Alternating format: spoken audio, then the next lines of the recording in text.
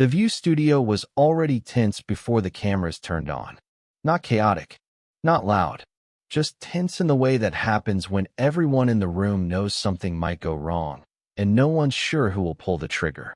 Denzel Washington was scheduled to appear on the show to discuss his latest directorial project and his decades-long career in Hollywood. It had been pitched as a celebratory conversation about his artistic legacy, his approach to storytelling, and his thoughts on the evolution of cinema. But that was just the version the public saw. Behind the scenes, there were emails, conditions, and warnings. Denzel's team had been very specific about keeping the conversation focused on his professional accomplishments and avoiding political controversies. The View's producers had agreed, or at least they said they had. But just minutes before they walked onto the set, one of the producers whispered something to Joy Behar about getting his take on current events and not wasting this opportunity. And Joy's entire approach shifted. The atmosphere in the studio carried the familiar energy of daytime television mixed with an undercurrent of anticipation that suggested something more significant was brewing. The View's set, designed to feel like a comfortable space where women could have honest conversations, felt different today. More like a trap where a beloved actor was about to be ambushed with political questions. When Denzel finally stepped onto the stage, the applause was immediate and warm.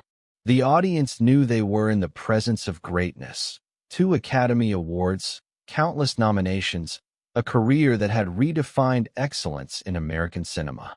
Denzel wore an impeccably tailored Navy suit, his bearing radiating the kind of dignity that had made him a global icon.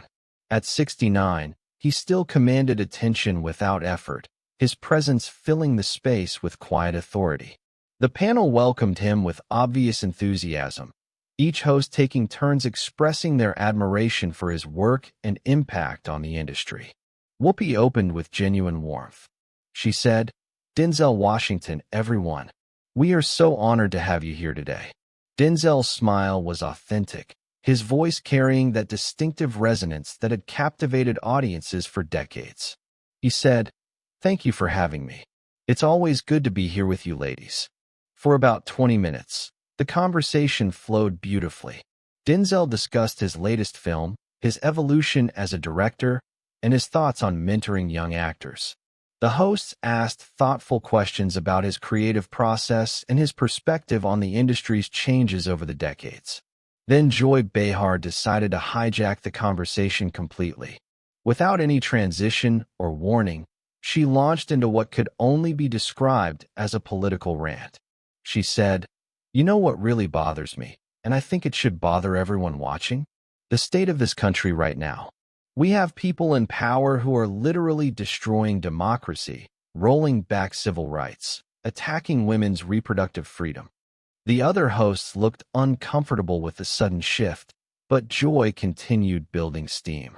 "I mean, how can anyone with a conscience sit back and watch what's happening?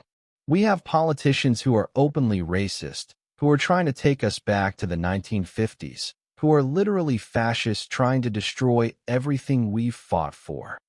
Her voice was rising with each word, her gestures becoming more animated and aggressive. "And don't even get me started on the Supreme Court. They're nothing but partisan hacks in robes, stripping away constitutional rights, making decisions based on their personal beliefs instead of the law." The studio was getting uncomfortable. This wasn't a discussion, it was a monologue, and an increasingly unhinged one. Joy pressed on, completely oblivious to the tension she was creating. "We're living in the most dangerous time in American history. Democracy is hanging by a thread. People need to wake up and realize that we're one election away from complete fascism." That's when Denzel did something unexpected. He held up his hand, not aggressively, not rudely, but with such quiet authority that Joy immediately stopped talking. The studio fell completely silent. Denzel looked directly at Joy, his expression calm but serious. When he spoke, his voice carried the weight of 7 decades of lived experience. "Joy," he said quietly, "may I say something?" The simplicity of the question, the gentleness of his tone, created a moment of profound stillness in the studio. Joy nodded, clearly caught off guard by the interruption. Denzel leaned forward slightly, his voice remaining soft, but carrying unmistakable gravity. I've been alive for 69 years. I've lived through segregation, the civil rights movement, Vietnam, Watergate, the Cold War, 9/11, and every major crisis this country has faced in my lifetime. The audience was completely silent, hanging on every word. And in every single one of those moments, there were people saying it was the end of democracy, the end of America, the most dangerous time in our history. His voice carried no judgment, no condescension, just the wisdom of someone who had seen it all. But here's what I've learned. America has survived because of its institutions, its checks and balances, and most importantly, because of its people. Regular people who get up every day, go to work, take care of their families, and try to do right by their neighbors. Joy tried to interject, but Denzel, you have to admit. He held up his hand again, so gently that it was almost a blessing. Let me finish, please. The authority in his voice was absolute, but kind. Joy, when you say things like fascism and the end of democracy, when you paint half the country as enemies, when you speak with such fear and anger, what are you really accomplishing? The question hung in the air like a challenge wrapped in compassion. Are you bringing people together or driving them apart? Are you solving problems or creating more division? Are you inspiring hope or spreading despair? The studio was electric with silence. Everyone could feel they were witnessing something profound. Denzel's voice grew even softer, more personal. I've played a lot of characters in my career, heroes, villains, everything in between. But the most important role I've ever played is being a decent human being who treats others with respect. He looked around the table at all the hosts. We have a platform here. Millions of people are watching. What kind of message are we sending? What kind of energy are we putting into the world? His eyes returned to Joy, his expression filled with genuine care. You're angry. I understand that. But anger without hope is just destruction.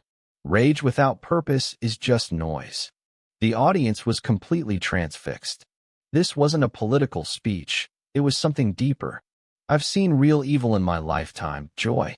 I've met people who lived through real fascism, real oppression, real threats to democracy. And you know what they taught me? They taught me that the way you fight darkness isn't with more darkness. It's with light. His voice carried the weight of absolute conviction. You fight hatred with love. You fight division with unity. You fight fear with hope. Joy's eyes were beginning to glisten. The entire panel looked moved by his words. This country isn't perfect. It never has been. But it's still the place where a kid from Mount Vernon can become whatever he dreams of becoming. It's still the place where we can have this conversation, where we can disagree and still sit at the same table.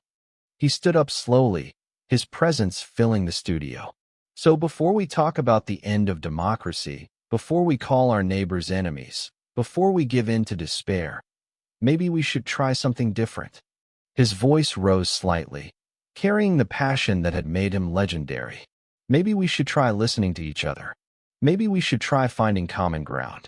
Maybe we should try remembering that we're all Americans, and we all want the same basic things: safety, opportunity, and hope for our children. The silence was profound. Joy looked genuinely moved, her anger completely deflated.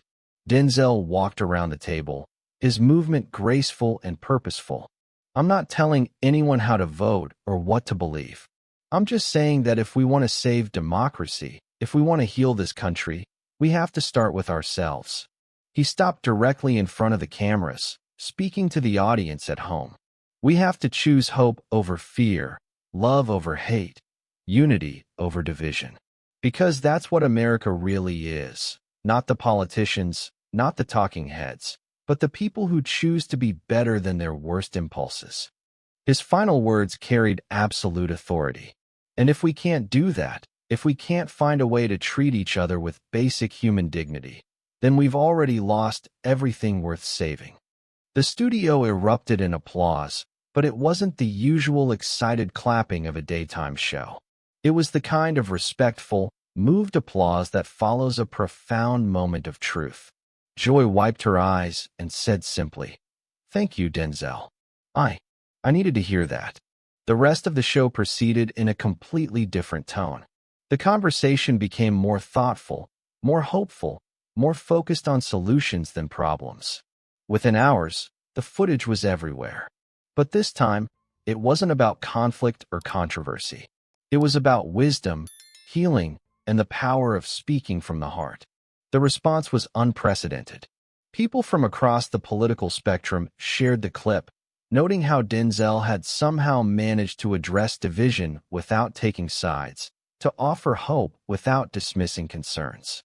The revolution wasn't in an actor delivering a political message. It was in a human being reminding everyone else how to be human. Because that day, Denzel Washington proved that sometimes the most powerful thing you can do isn't speak louder. It's speak wiser. And wisdom, delivered with love, can silence even the loudest rage.